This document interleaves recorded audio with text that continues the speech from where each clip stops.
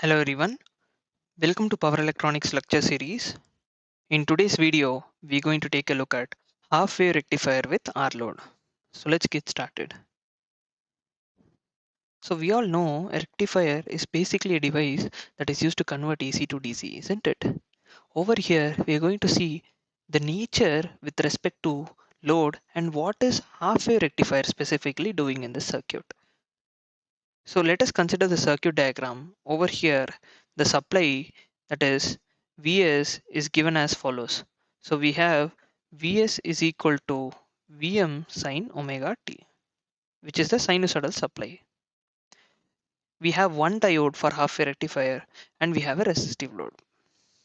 Now we need to understand this circuit operation, and for that we will be dividing this operation into two parts.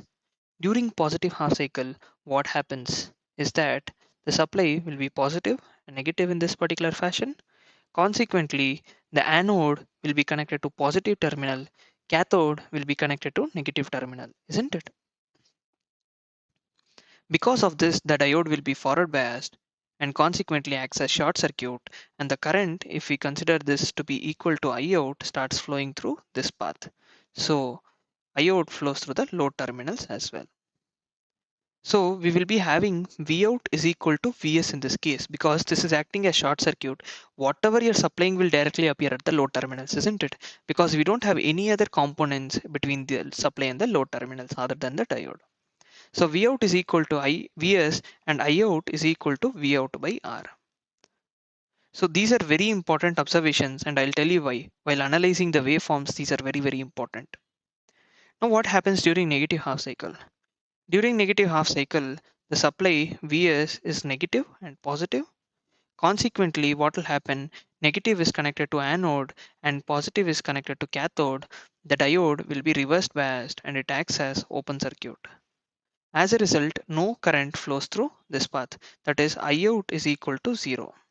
No current flows through the circuit as this is open circuited, isn't it? So consequently, V out will also be equal to 0. When no current is flowing, how will the voltage appear in the circuit with respect to the load terminals? But one important point is we need to find the voltage across the diode, and that will help us to find the peak inverse voltage. So the voltage Vd is given as, at this point, if you carefully observe, whatever voltage is applied will appear at this point, isn't it? So this is open circuit voltage, and that is minus Vs, given as minus Vm sin omega t. So I hope this point is clear. V out and I out during positive and negative half cycle is very important, and we also need to remember this particular expression. Now let us take a look at the waveforms as how we are getting. So the supply voltage is basically sinusoidal in nature, isn't it? V out and I out will be plotted together so that the nature of the waveforms is same for V out and I out for half wave rectifier with R load. That is why we are plotting this together.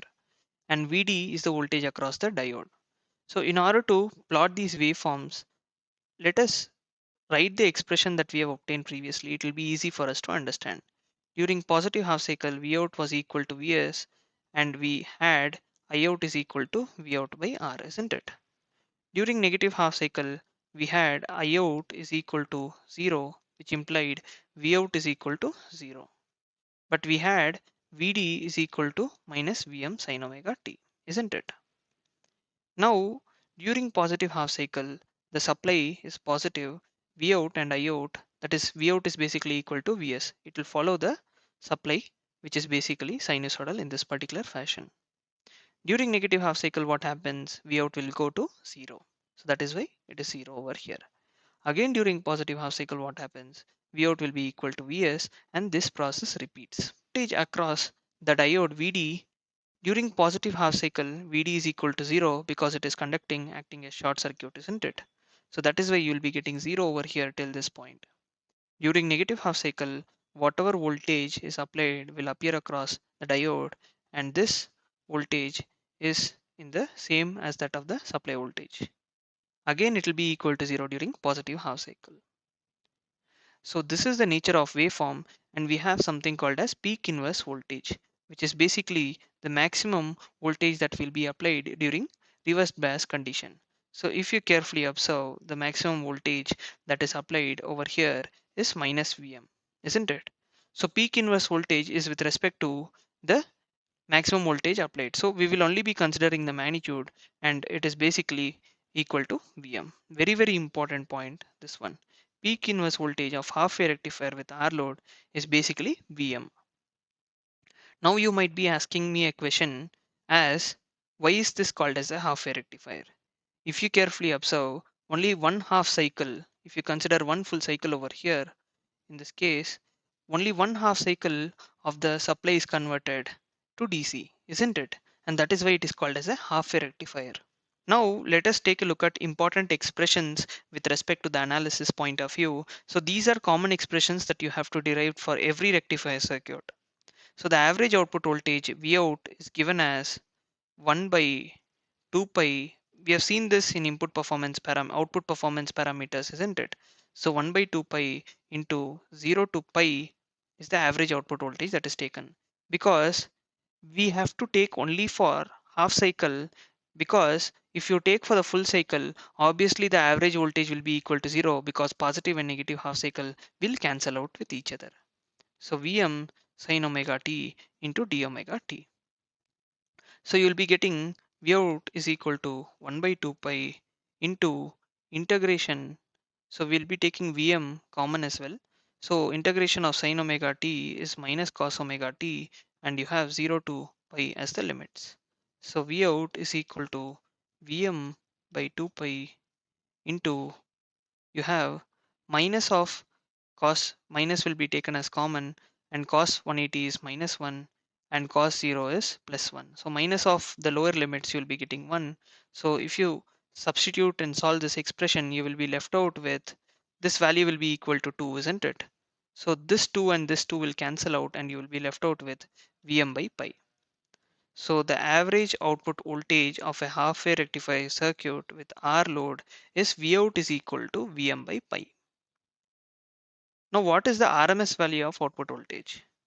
We know from the definition of RMS value of output voltage, V out RMS is equal to square root of 1 by 2 pi into integration of 0 to pi. You have Vm square sine square omega t into d omega t, isn't it? Now V out RMS is equal to, again, square root. Let me take Vm square outside, and you have 2 pi as it is, and you have 0 to pi as it is. Sin square omega t can be written as 1 minus cos 2 omega t whole divided by 2, and we have d omega t. Now V out RMS is equal to square root of Vm square. Let me take this to outside, so you'll be left with 4 pi, and integration of this is omega t minus sin 2 omega t whole divided by 2. Integration of cos is basically sine, and you will be getting 2 in the denominator, because you have to integrate with respect to 2 omega t as well, isn't it? So you have 0 to pi, which is basically the limits, and you have d omega t. Now V out RMS is equal to square root of Vm square whole divided by 4 pi. When you are substituting, pi minus sin pi is equal to 0, so you'll be getting 0. And again, when you're substituting for the lower limits, minus of 0, and again minus sine 0 is equal to 0, so you will be left out with pi. So pi and pi will be cancelled out, and you will be left out with Vm square by 4, and square root of Vm square by 4 is basically Vm by 2, isn't it? So this is the RMS value of output voltage. I hope you know how to derive this particular expression. Now let us look at the third important parameter, that is the input power factor. The input power factor is given by the formula V out RMS into I out RMS whole divided by Vs into Is. So if you carefully observe, I out RMS and Is is basically the same, as the same current will be flowing through each of them, isn't it? So these two will get cancelled out, and you will be left out with V out RMS whole divided by Vs. So if you carefully observe, V out RMS we had found out as V out RMS is equal to Vm by 2, and Vs is basically the supply, which is the average value of output voltage, that is Vm by pi. So substituting and simplifying this expression, you will be getting input power factor to be equal to 0.707 lagging. So lagging is because we use a step down transformer usually before giving the supply to a rectifier circuit, and the transformer basically has windings and they are inductive in nature, and that is why we call them as lagging. So very important point. Now what is the value of RMS value of output load current? So I out RMS is simply given as V out RMS whole divided by R, that is basically Vm by 2R. And what is the value of average load current? That is I out average is given as V out average by R, isn't it? So we know the value of V out to be equal to Vm by pi, and substituting you will be getting Vm by pi R. So basically I out is equal to Vm by pi R. So these are the 5 important parameters that we had to find, and we have found all of them. In case you have any questions with respect to this video, feel free to reach out by typing in your questions in the comment section below. Thanks for watching.